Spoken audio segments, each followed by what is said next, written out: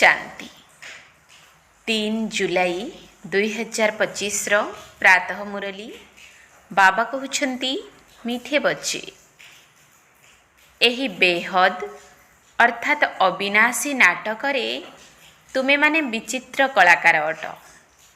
यह हेउछि अनादि नाटक, एथिरे किछि भी बदली पारिब नाही। एही बेहद अर्थात अविनाशी नाटक तुमे माने विचित्र कलाकार अट। यह हेउछि अनादि नाटक, एथिरे किछि भी बदली पारिब नाही। प्रश्न, बुद्धिमान दूरादेशी अर्थात दूरदृष्टि संपन्न संतान माने ही केउ गुह्य रहस्य को बुझी पारंती? बुद्धिमान दूरादेशी अर्थात दूरदृष्टि संपन्न संतान माने ही केउ गुह्य रहस्य को बुझी पारंती? उत्तर, मूलवतनरु आरंभ करी संपूर्ण ड्रामार आदि मध्य अंतर जो गूढ़ रहस्य रही ताहा दूरदृष्टि संपन्न संतान माने ही बुझी पारिबे। सृष्टि रूपी वृक्षर बीज एवं वृक्षर संपूर्ण ज्ञान सेमानंकर बुद्धिरे रहिछि। सेमाने जानिछंती जे एही बेहद्र नाटकरे आत्मारूपी कलाकार जी कि एही शरीर रूपी वस्त्र को धारण करी अभिनय करुछि ताको सत्य जुगरु नै कली जुग पर्यंत अभिनय करिबाकु हेबो। कौनसी भी पाठधारी नाटक मझिरु घर को फेरी जाई परिबे नाही। गीत तूने रात गवाई सोके। ओम शांति। एही गीत पिला माने सुनिले तेबे एथिरे किछिटा अक्षर ठीक आउ किछिटा भूल भी रहिछि। सुख बेले तो भगवान को स्मरण करा जाई न थाए, दुख को मध्य निश्चित आसीबा को हेबो। दुख हेले ही तो बाबा को सुख देबा पाई आसीबा को पड़िबो। मीठा मीठा संतान मान को जणा अछि जे एबे आमे सुख धाम को जीवा पाई पाठ पढुछु। शांति धाम एवं सुख धाम, प्रथमे मुक्ति तापरे जीवन मुक्ति। शांति धाम आत्मा मानकर घर, सेठारे कौनसी अभिनय करा जाए नाही। अभिनेता घर को चली जाती, सेठारे केही अभिनय करि न थांती। अभिनय मंच उपरे करा जाई थाए, एहा मध्य मंच अटे। जेपरि हद्र नाटक होई थाए ठीक सही परी एहा बेहद्र नाटक अटे। एहार आदि मध्य अंतर रहस्य बाबांक व्यतीत आउ केही बुझाई पारिबे नाही। वास्तव रे एही यात्रा अथवा युद्ध अक्षर केवल बुझाइबा पाई कामरे व्यवहार करिथांती, बाकी एथिरे युद्ध आदिर किछि कथा नाही। यात्रा मध्य अक्षर अटे, बाकी अर्थ हेउछि बाबांकु मने पकाइबा। मने पकाई पकाई पावन होई जिबा। एही यात्रा एही ठारे ही पूर्ण हेबो, केउठाकु जिबार नाही। पिला मानकु बुझा जाउछि जे पवित्र होई निज घर को जिबार अछि। अपवित्र तो जाई पारिबे नाही, तेणु निजको आत्मा भाबिबाकु हेबो। मो आत्मारे सारा चक्रर पाठ रहिछि, एबे सेही पाठ पूरा होई गला। बाबा बहुत सहज राय देउछंती, कहउछंती केवल मते मने पकाओ, बाकी तुमे तो एही ठारे ही बसिछ, केउ आडे तो जीवाकु पड़ू नाही। बाबा निजे आसी कहउछंती मते मने पकाओ, तेबे तुमे माने पावन होई जिवो। लढ़ईर किछि कथा नाही। निजको तम प्रधान रु सतो प्रधान करिबार अछि। माया उपरे विजय प्राप्त करिबार अछि। पिला माने जानुछंती जे 84 जन्मर चक्र पूर्ण हेबार अछि। भारत सतो प्रधान थिला, सेथिरे निश्चित मनुष्य ही थिबे। भूमि कौन बदलिबो? एबे तुमे माने जानुछ जे आमे सतो प्रधान थिलु, पुणी तम प्रधान होई गलु। एबे पुणी सतो प्रधान हेबाकु हेबो। मनुष्य माने डाकुछंती मध्य, आसी आमको पतितरु पावन कर, परंतु से किए अटंती, किपरि आसंती किछि जानती नाही। एबे बाबा तुम मानकु बुद्धिमान करिछंती। ତୁମେମାନେ କେତେ ଉଚ୍ଚ ପଦ ପ୍ରାପ୍ତ କରୁଛ। ସେଠାକାର ଗରିବ ମଧ୍ୟ ଏଠାକାର ସାହୁକାରଙ୍କ ଠାରୁ ବହୁତ ଧନବାନ ଅଟନ୍ତି। ଯଦିଓ କେତେ ବଡ଼ ବଡ଼ ରାଜାମାନେ ଥିଲେ, ତାଙ୍କ ପାଖରେ ଧନ ବହୁତ ଥିଲା, କିନ୍ତୁ ବିକାରିତ ଅଟନ୍ତି ନା। ଏମାନଙ୍କ ଠାରୁ ସେଠାକାର ସାଧାରଣ ପ୍ରଜା ମଧ୍ୟ ବହୁତ ଉଚ୍ଚ ହୋଇଥାନ୍ତି। ବାବା ପାର୍ଥକ୍ୟ ବତାଇ ଦେଉଛନ୍ତି। ରାବଣର ଛାଇ ପଡ଼ିବାରୁ ପତିତ ହୋଇଯାଇଛନ୍ତି। ନିର୍ବିକାରୀ ଦେବତାମାନଙ୍କ ଆଗରେ ନିଜକୁ ପତିତ କହି ମୁଣ୍ଡ ନୁଆଇଥାନ୍ତି। ବାବା ଏଠାକୁ ଆସିବା କ୍ଷଣି ଜଲ୍ଦି ଉଚ୍ଚକୁ ଚଢ଼େଇ ଦେଇଥାନ୍ତି। ଏହା ଗୋଟିଏ ସେକେଣ୍ଡର କଥା। ଏବେ ବାବା ଜ୍ଞାନର ତୃତୀୟ ନେତ୍ର ଦେଇଛନ୍ତି। ତୁମେ ପିଲାମାନେ ଦୂରଦୃଷ୍ଟି ସମ୍ପନ୍ନ ହୋଇଯାଇଛ। ଉପରେ ମୂଳବତନରୁ ଆରମ୍ଭ କରି ସମ୍ପୂର୍ଣ୍ଣ ଡ୍ରାମାର ଚକ୍ର ତୁମମାନଙ୍କ ବୁଦ୍ଧିରେ ମନେ ରହିଛି। ଯେପରି ହଦ୍ର ଡ୍ରାମା ଦେଖିକରି ଆସି ଶୁଣାଇଥାନ୍ତି ନା, କ'ଣ କ'ଣ ଦେଖିଲେ?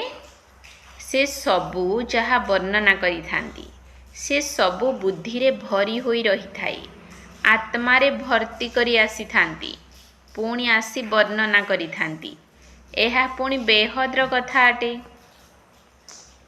ତୁମ ପିଲାମାନଙ୍କ ବୁଦ୍ଧିରେ ଏହି ବେହଦ ଡ୍ରାମାର ଆଦି ମଧ୍ୟ ଅନ୍ତର ରହସ୍ୟ ରହିବା ଦରକାର, ଯାହାର ପୁନରାବୃତ୍ତି ହୋଇ ଚାଲିଛି। ଦୁନିଆର ହଦ୍ର ନାଟକରୁ ତ ଜଣେ ପାଠଧାରୀ ବାହାରିଗଲେ, ତାଙ୍କ ବଦଳରେ ଅନ୍ୟ କେହି ଆସି ପାଠ କରିପାରିବେ। କାହାକୁ ବେମାରୀ ହେଲେ ତା ବଦଳରେ ଅନ୍ୟ ଜଣକୁ ମିଶାଇଥାନ୍ତି। ଏହା ତ ଚୈତନ୍ୟ ଡ୍ରାମା ଅଟେ। ଏଥିରେ ଟିକିଏ ବି ଅଦଳ ବଦଳ ହୋଇପାରିବ ନାହିଁ। ତୁମେ ପିଲାମାନେ ଜାଣୁଛ ଯେ ଆମେ ସମସ୍ତେ ଆତ୍ମା ଅଟୁ। ଏହା ଶରୀର ରୂପୀ ବସ୍ତ୍ର ଅଟେ, ଯାହାଙ୍କୁ ପିନ୍ଧିକରି ଆମେ ବହୁତ ରୂପରେ ଅଭିନୟ କରୁଛୁ। ନାମ, ରୂପ, ଦେଶ, ଚେହେରା ବଦଳି ଚାଲିଛି। ଅଭିନେତାକୁ ନିଜର ଅଭିନୟ ତ ଜଣାଥାଏ ନା। ବାବା ପିଲାମାନଙ୍କୁ ଏହି ଚକ୍ରର ରହସ୍ୟ ତ ବୁଝାଇ ଚାଲିଛନ୍ତି। ସତ୍ୟଯୁଗରୁ ନେଇ କଳିଯୁଗ ପର୍ଯ୍ୟନ୍ତ ଆତ୍ମାମାନେ ଆସିଥାନ୍ତି, ପୁଣି ଯାଇଥାନ୍ତି, ପୁଣି ନୂଆ କରି ଆସି ପାଠ ବଜାଇଥାନ୍ତି। ଏହାକୁ ସମ୍ପୂର୍ଣ୍ଣ ରୂପେ ବୁଝାଇବାରେ ସମୟ ଲାଗିଥାଏ। ବୀଜରେ ଯଦିଓ ଜ୍ଞାନ ରହିଛି, ତଥାପି ମଧ୍ୟ ବୁଝାଇବାରେ ସମୟ ତ ଲାଗିଥାଏ ନା। ତୁମମାନଙ୍କ ବୁଦ୍ଧିରେ ସାରା ସୃଷ୍ଟି ରୂପୀ ବୃକ୍ଷର ବୀଜ ଏବଂ ବିସ୍ତାରର ଜ୍ଞାନ ରହିଛି। ଯିଏ ଭଲ ବୁଦ୍ଧିବାନ ଅଟନ୍ତି, ସିଏ ବୁଝିଥାନ୍ତି ଯେ ଏହାର ବୀଜ ଶିବ ବାବା ଉପରେ ଅଛନ୍ତି। ଏହାର ଉତ୍ପତ୍ତି, ପାଳନା ଏବଂ ସଂହାର କିପରି ହୋଇଥାଏ, ସେଥିପାଇଁ ତ୍ରିମୂର୍ତ୍ତି ଚିତ୍ର ଦେଖାଇଛନ୍ତି। ଏହି ଜ୍ଞାନ ଯାହାକି ବାବା ଦେଉଛନ୍ତି, ତାହା ଆଉ କେହି ମନୁଷ୍ୟ ମାତ୍ରକେ ଦେଇପାରିବେ ନାହିଁ। ଯେତେବେଳେ ଏଠାକୁ ଆସିବେ, ସେତେବେଳେ ଜଣାପଡ଼ିବ।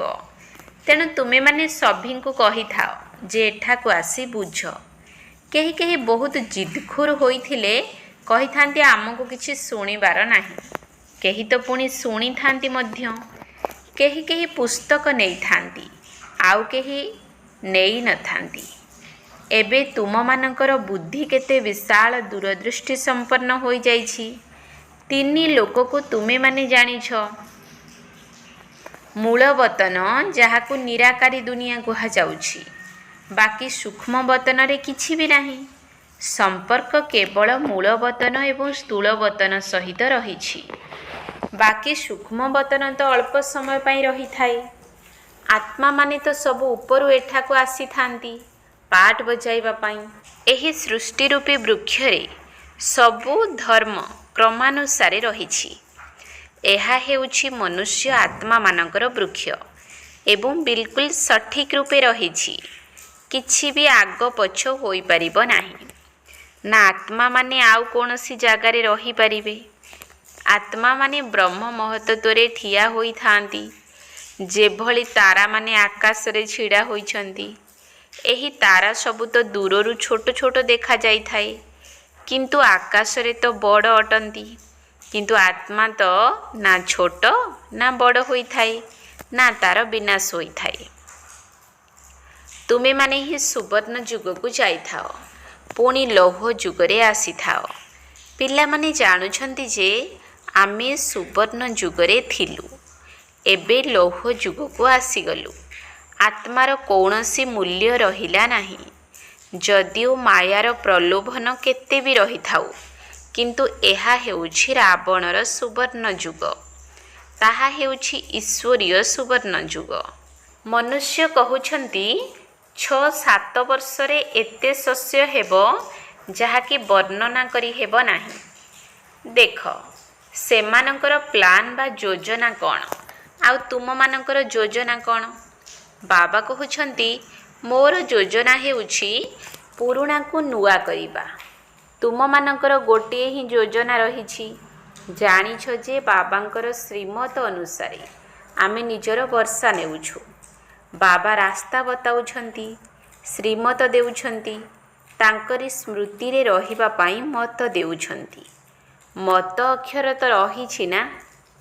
ସଂସ୍କୃତ ଭାଷା ତ ବାବା କହୁନାହାନ୍ତି, ବାବା ତ ହିନ୍ଦୀରେ ହିଁ ବୁଝାଉଛନ୍ତି। ଭାଷା ତ ଅନେକ ରହିଛି ନା। ଅନୁବାଦକାରୀ ଥାନ୍ତି ଯେଉଁମାନେ ଶୁଣି ପୁଣି ଶୁଣାଇଥାନ୍ତି। ହିନ୍ଦୀ ଓ ଇଂରାଜୀ ତ ବହୁତ ଜାଣିଛନ୍ତି, ପଢ଼ୁଛନ୍ତି। ବାକି ମାତାମାନେ ଯେଉଁମାନେ ଘରେ ରହୁଛନ୍ତି ସେମାନେ ଏତେ ପଢ଼ି ନାହାନ୍ତି। ଆଜିକାଲି ବିଦେଶରେ ଇଂରାଜୀ ଶିଖିଥାନ୍ତି, ତେବେ ପୁଣି ଏଠାକୁ ଆସିଲେ ବି ଇଂରାଜୀ କହିଥାନ୍ତି। ହିନ୍ଦୀ କହି ହିଁ ପାରନ୍ତି ନାହିଁ। ଘରକୁ ଆସିଲେ ତ ମାଙ୍କ ସହିତ ଇଂରାଜୀରେ କଥାବାର୍ତ୍ତା କରିବାରେ ଲାଗି ପଡ଼ିଥାନ୍ତି। ସିଏ ବିଚାରୀ ଦ୍ୱନ୍ଦ୍ୱରେ ପଡ଼ି କହିଥାନ୍ତି ଯେ ମୁଁ ଇଂରାଜୀରୁ କ'ଣ ବୁଝିବି। ପୁଣି ତାଙ୍କୁ ଖଣ୍ଡି ଖଣ୍ଡି ହିନ୍ଦୀ ଶିଖିବାକୁ ପଡ଼ିଥାଏ। ସତ୍ୟଯୁଗରେ ତ ଏକ ରାଜ୍ୟ ଏକ ଭାଷା ଥିଲା, ଯାହାର ଏବେ ପୁଣି ଥରେ ସ୍ଥାପନା କରୁଛନ୍ତି। ପ୍ରତି 5000 ବର୍ଷ ପରେ ଏହି ସୃଷ୍ଟିର ଚକ୍ର କିପରି ଘୁରୁଛି ତାହା ବୁଦ୍ଧିରେ ରହିବା ଦରକାର। ବର୍ତ୍ତମାନ ଏକମାତ୍ର ବାବାଙ୍କର ହିଁ ସ୍ମୃତିରେ ରହିବାର ଅଛି। ଏଠାରେ ତୁମମାନଙ୍କୁ ଭଲ ଫୁର୍ସତ ମିଳିଛି। ସକାଳେ ସ୍ନାନ ଆଦି କରି ବାହାରେ ଚାଲିବା ବୁଲିବାରେ ବଡ଼ ମଜା ଆସିଥାଏ। ସେହିଭଳି ବୁଦ୍ଧିରେ ଏହି ସ୍ମୃତି ରହୁ କି ଆମେ ସବୁ ପାଠଧାରୀ ଅଟୁ। ଏହା ବି ଏବେ ସ୍ମୃତିରେ ଆସିଛି। ବାବା ଆମକୁ 84 ଜନ୍ମର ଚକ୍ରର ରହସ୍ୟ ବତାଇଛନ୍ତି। ଆମେ ସତୋପ୍ରଧାନ ଥିଲୁ, ଏହା ବଡ଼ ଖୁସିର କଥା ଅଟେ। ମନୁଷ୍ୟ କେବଳ ଭ୍ରମଣ କରି ଚାଲିଛନ୍ତି, ସେମାନଙ୍କର କିଛି ବି ପ୍ରାପ୍ତି ହେଉନାହିଁ। ତୁମେମାନେ ତ ବହୁତ ରୋଜଗାର କରୁଛ। ବୁଦ୍ଧିରେ ସୃଷ୍ଟିଚକ୍ର ମଧ୍ୟ ଘୁରାଉଥାଅ ଏବଂ ବାବାଙ୍କୁ ମଧ୍ୟ ମନେ ପକାଉଥାଅ। ରୋଜଗାର କରିବା ପାଇଁ ବାବା ବହୁତ ଭଲ ଭଲ ଯୁକ୍ତି ବତାଉଛନ୍ତି। ଯେଉଁ ପିଲାମାନେ ଜ୍ଞାନର ବିଚାର ସାଗର ମନ୍ଥନ କରିନଥାନ୍ତି, ସେମାନଙ୍କ ବୁଦ୍ଧିରେ ମାୟା ଖିଟପିଟ କରିଥାଏ। ସେହିମାନଙ୍କୁ ହିଁ ମାୟା ହଇରାଣ କରିଥାଏ। ଅନ୍ତରରେ ଏକଥା ବିଚାର କର ଯେ ଆମେ ଏହି ଚକ୍ର କିପରି ଲଗାଇଲୁ। ସତ୍ୟଯୁଗରେ ଏତେ ଜନ୍ମ ନେଲୁ, ପୁଣି ତଳକୁ ଖସି ଆସିଲୁ, ଏବେ ପୁଣି ସତୋପ୍ରଧାନ ହେବାର ଅଛି। ବାବା କହୁଛନ୍ତି ଯେ ମୋତେ ମନେ ପକାଅ, ତେବେ ସତୋପ୍ରଧାନ ହୋଇଯିବ। ଚାଲିଲା ବୁଲିଲା ବେଳେ ବୁଦ୍ଧିରେ ବାବାଙ୍କର ସ୍ମୃତି ରହିଲେ ମାୟାର ଖିଟଖିଟ ସମାପ୍ତ ହୋଇଯିବ। ଆଉ ତୁମମାନଙ୍କର ବହୁତ ବହୁତ ଫାଇଦା ହେବ। ଯଦିଓ ସ୍ତ୍ରୀ ପୁରୁଷ ସାଥୀ ହୋଇ ଯାଉଛ, ପ୍ରତ୍ୟେକଙ୍କୁ ଉଚ୍ଚ ପଦ ପ୍ରାପ୍ତ କରିବା ପାଇଁ ନିଜେ ନିଜ ପାଇଁ ମେହନତ କରିବାକୁ ହେବ। ଏକାକୀ ଯିବାରେ ତ ବହୁତ ହିଁ ମଜା ରହିଛି। ନିଜର ହିଁ ଧୁନରେ ରହିବେ। ଅନ୍ୟ କେହି ସାଥିରେ ଥିବେ ତ ବୁଦ୍ଧି ଇଆଡ଼େ ସିଆଡ଼େ ଯିବ। ଏହା ତ ବହୁତ ସହଜ। ବଗିଚା ଆଦି ତ ସବୁ ଜାଗାରେ ରହିଛି। ଇଞ୍ଜିନିୟର ହୋଇଥିଲେ ତାଙ୍କର ଏହି ଚିନ୍ତନ ଚାଲିବ ଯେ ଏଠାରେ ପୋଲ ତିଆରି କରିବାର ଅଛି, ଏହା କରିବାର ଅଛି। ବୁଦ୍ଧିରେ ଯୋଜନା ଆସିଯାଇଥାଏ। ତୁମେମାନେ ମଧ୍ୟ ଘରେ ବସି ବୁଦ୍ଧିକୁ ନୂଆ ଦୁନିଆରେ ଲଗାଅ। ଏହି ଅଭ୍ୟାସ ଜାରି ରଖ। ତେବେ ଯାଇ ତୁମ ଭିତରେ ଏହି ଚିନ୍ତନ ସର୍ବଦା ଚାଲୁ ରହିବ। ପାଠ ପଢ଼ିବା ସହ ଧନ୍ଦା ଆଦି ମଧ୍ୟ କରିବାକୁ ହେବ। ବୁଢ଼ା ଯବାନ ପିଲା ଆଦି ସମସ୍ତଙ୍କୁ ପବିତ୍ର ହେବାର ଅଛି। ବାବାଙ୍କ ଠାରୁ ସମ୍ପତ୍ତି ନେବାର ଅଧିକାର ଆତ୍ମାର ରହିଛି। ପିଲାମାନଙ୍କ ମଧ୍ୟରେ ଛୋଟ ଅବସ୍ଥାରେ ଯଦି ଏହି ଜ୍ଞାନର ବୀଜ ପଡ଼ିବ ତେବେ ବହୁତ ଭଲ। ଆଧ୍ୟାତ୍ମିକ ବିଦ୍ୟା ଆଉ କେହି ଶିଖାଇ ପାରିବେ ନାହିଁ। ତୁମର ଏହି ଯେଉଁ ଆଧ୍ୟାତ୍ମିକ ବିଦ୍ୟା ରହିଛି ବାବା ହିଁ ଆସି ତାହାକୁ ପଢ଼ାଉଛନ୍ତି। ଦୁନିଆର ସ୍କୁଲରେ ଲୌକିକ ବିଦ୍ୟା ମିଳିଥାଏ ଏବଂ ଅନ୍ୟ ସତ୍ସଙ୍ଗରେ ଶାସ୍ତ୍ରର ବିଦ୍ୟା ମିଳିଥାଏ, କିନ୍ତୁ ଏହା ହେଉଛି ରୁହାନୀ ବିଦ୍ୟା ଯାହା ତୁମମାନଙ୍କୁ ଭଗବାନ ପଢ଼ାଉଛନ୍ତି। ଏହା ବିଷୟରେ କାହାକୁ ବି ଜଣା ନାହିଁ। ଏହାକୁ କୁହାଯାଏ ଆଧ୍ୟାତ୍ମିକ ଜ୍ଞାନ, ଯାହାକୁ ଆତ୍ମା ଆସି ପଢ଼ାଇଥାନ୍ତି। ତାଙ୍କର ଆଉ କୌଣସି ନାମ ରଖାଯାଇପାରିବ ନାହିଁ। ଏହା ତ ସ୍ୱୟଂ ବାବା ଆସି ପଢ଼ାଉଛନ୍ତି। ଭଗବାନ ବାଚ ଅଟେ ନା। ଭଗବାନ ଥରେ ମାତ୍ର ଏହି ସମୟରେ ଆସି ବୁଝାଇଥାନ୍ତି। ଏହାକୁ ଆତ୍ମିକ ଜ୍ଞାନ କୁହାଯାଏ। ଶାସ୍ତ୍ରର ବିଦ୍ୟା ତ ଅଲଗା। ତୁମମାନଙ୍କୁ ଜଣାଅଛି କି ଗୋଟିଏ ହେଉଛି ଲୌକିକ କଲେଜର ଜ୍ଞାନ, ଅନ୍ୟଟି ଆଧ୍ୟାତ୍ମିକ ଶାସ୍ତ୍ରର ଜ୍ଞାନ। ତୃତୀୟରେ ହେଉଛି ଏହି ରୁହାନୀ ଜ୍ଞାନ। ଯଦିଓ କେତେ ବି ବଡ଼ ବଡ଼ ଡକ୍ଟର ଅଫ୍ ଫିଲୋସଫି ଅର୍ଥାତ୍ ଦାର୍ଶନିକ ହୋଇଥାନ୍ତୁ, କିନ୍ତୁ ସେମାନେ ଶାସ୍ତ୍ରର କଥା କହିଥାନ୍ତି। ତୁମମାନଙ୍କର ଏହି ଜ୍ଞାନ ବିଲକୁଲ ଅଲଗା।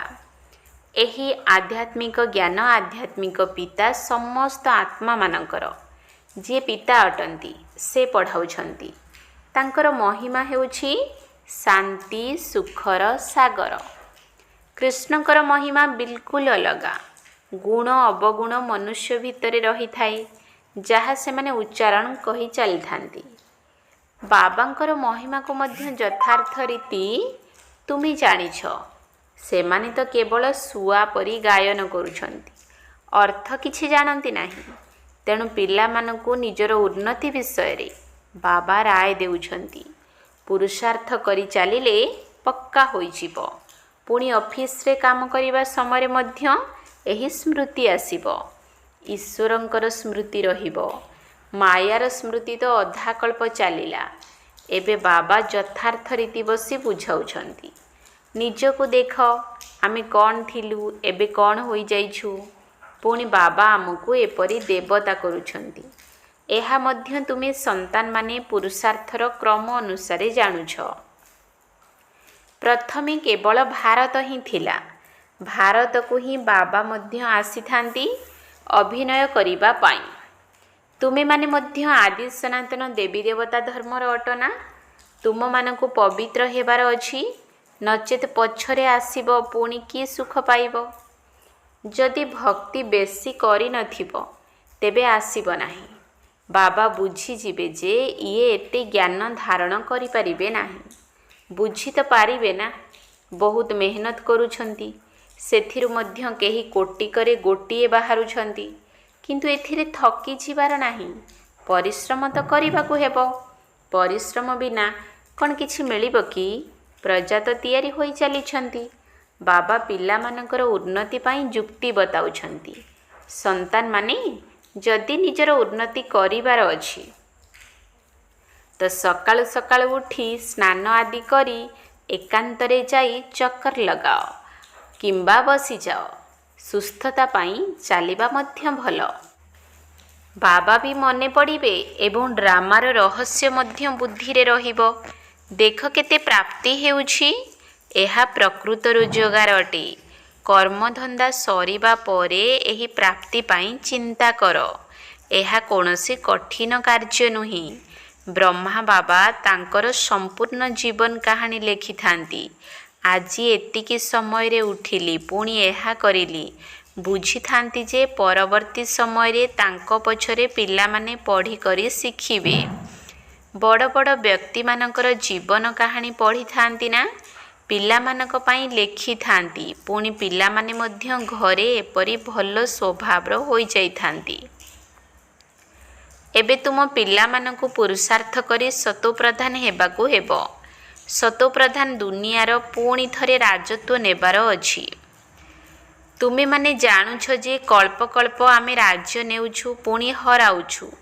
ତୁମମାନଙ୍କ ବୁଦ୍ଧିରେ ଏହା ସବୁ ଅଛି। ଏହା ହେଉଛି ନୂଆ ଦୁନିଆ, ନୂଆ ଧର୍ମ ପାଇଁ ନୂଆ ଜ୍ଞାନ। ସେଥିପାଇଁ ମିଠା ମିଠା ସନ୍ତାନମାନଙ୍କୁ ପୁଣି ଥରେ ବୁଝାଉଛି ଯେ ଜଲ୍ଦି ଜଲ୍ଦି ପୁରୁଷାର୍ଥ କର। ଶରୀର ଉପରେ ଭରସା ନାହିଁ।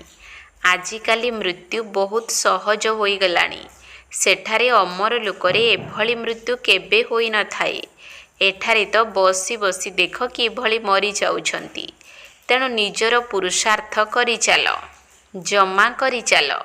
ଆଚ୍ଛା, ମିଠା ମିଠା ଶିଖିଲ ଧେ ସନ୍ତାନମାନଙ୍କ ପ୍ରତି ମାତା ପିତା ବାପଦାଦାଙ୍କର ମଧୁର ସ୍ନେହ ସମ୍ପନ୍ନ ଶୁଭେଚ୍ଛା ଏବଂ ସୁପ୍ରଭାତ। ଆତ୍ମିକ ପିତାଙ୍କର ଆତ୍ମିକ ସନ୍ତାନମାନଙ୍କୁ ନମସ୍ତେ। ଆତ୍ମିକ ସନ୍ତାନମାନଙ୍କର ଆତ୍ମିକ ବାପଦାଦାଙ୍କୁ ନମସ୍ତେ ନମସ୍ତେ ନମସ୍ତେ। ସୁପ୍ରଭାତ। ଧାରଣା ପାଇଁ ମୁଖ୍ୟ ସାର। 1 ନମ୍ବର ପଏଣ୍ଟ, ବୁଦ୍ଧିକୁ ଜ୍ଞାନ ଚିନ୍ତନରେ ବ୍ୟସ୍ତ ରଖିବାର ଅଭ୍ୟାସ କରିବାକୁ ହେବ। ଯେତେବେଳେ ବି ସମୟ ମିଳୁଛି ଏକାନ୍ତରେ ଯାଇ ବିଚାର ସାଗର ମନ୍ଥନ କରିବାକୁ ହେବ। ବାବାଙ୍କୁ ମନେ ପକାଇ ପ୍ରକୃତ ରୋଜଗାର ଜମା କରିବାକୁ ହେବ। ବୁଦ୍ଧିକୁ ଜ୍ଞାନ ଚିନ୍ତନରେ ବ୍ୟସ୍ତ ରଖିବାର ଅଭ୍ୟାସ କରିବାକୁ ହେବ। ଯେତେବେଳେ ବି ସମୟ ମିଳୁଛି ଏକାନ୍ତରେ ଯାଇ ବିଚାର ସାଗର ମନ୍ଥନ କରିବାକୁ ହେବ। ବାବାଙ୍କୁ ମନେ ପକାଇ ପ୍ରକୃତ ରୋଜଗାର ଜମା କରିବାକୁ ହେବ। 2 ନମ୍ବର ପଏଣ୍ଟ, ଦୂରଦୃଷ୍ଟି ସମ୍ପନ୍ନ ହୋଇ ଏହି ବେହଦ୍ର ନାଟକକୁ ଠିକ୍ ଭାବରେ ବୁଝିବାକୁ ହେବ।